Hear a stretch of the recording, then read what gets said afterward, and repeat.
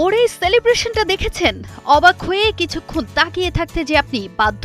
আপনি যদি বাংলাদেশের মেয়েদের ফুটবলের ভক্ত নাও হন, তবুও আপনার মনে এই গোল দাগ কাটবে। কিক অফের বাঁশি বাজার 12 সেকেন্ডও পেরোয়নি। সময়কে বুড়ো আঙুল দেখিয়ে ঠিক 11 সেকেন্ডে সেখানে আঘাত হানল এক বজ্রপাতের।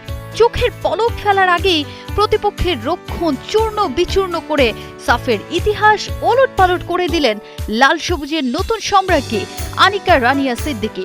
বুকে জড়িয়ে সবুজ আর লালের ওই গর্বের জার্সিটা আর মনে যে ঝাঁঝালো তেজ।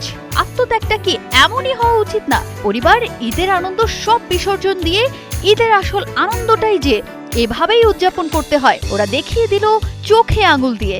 লাল সবুজের জয়িতা ওরা, ওদের দমানোর সাধ্য আছে কার?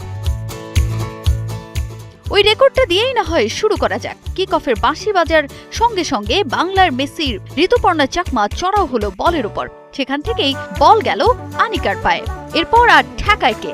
বাঁ দিক থেকে ঋতুর নিচু ক্রস, আর তাতেই সুইডেন প্রবাসী এই ফরওয়ার্ডের ডান পায়ের এক মরণ কামড়। সাউথ এশিয়ার ফুটবলের বুকে দ্রুততম গোলের এক অবিশ্বাস্য মহাকাব্য লিখে বুনো উল্লাসে মাতলেন আনিকা।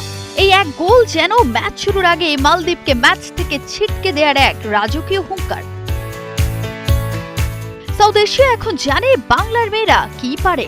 চোখে চোখ রেখে লড়াই করা বাংলাদেশকে টলানো তো এত সহজ না। আধিপত্য বিস্তার করে খেলতে থাকা বাটলার শিষ্যরা ব্যবধানটা বাড়ায় ম্যাচের 34 মিনিটে। ডি বক্সের ভেতরে ঢুকে উমেহলা মারমার সোজাসুজি shot straight into the goal post. কিন্তু এরপর নেমে এলো কালো ছায়া।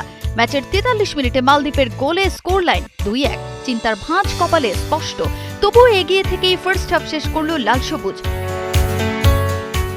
বিরতির পর গল্পটা যেন মোড় নিল অন্যদিকে। ব্যবধান বাড়ানোর পরিবর্তে ম্যাচের 57 মিনিটে বড় এক ধাক্কা খেল বাংলাদেশ।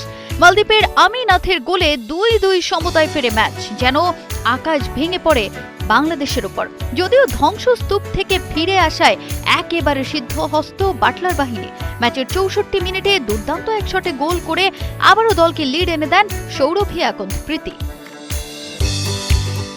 এরপর হাড্ডাহাড্ডি লড়াইয়ের ম্যাচে যোগ করার সময়ে আরও এক গোল করে শেষ পর্যন্ত 4-2 ব্যবধানের জয় নিয়ে মাঠ ছাড়ে লাল সবুজের বাংলাদেশ। সঙ্গে সেমিফাইনালের টিকিটটাও কেটে মাঠ ছাড়ে বাংলার বাঘিনীরা।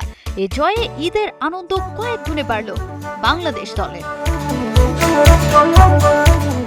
তাজিন খন্দকার, ৭১।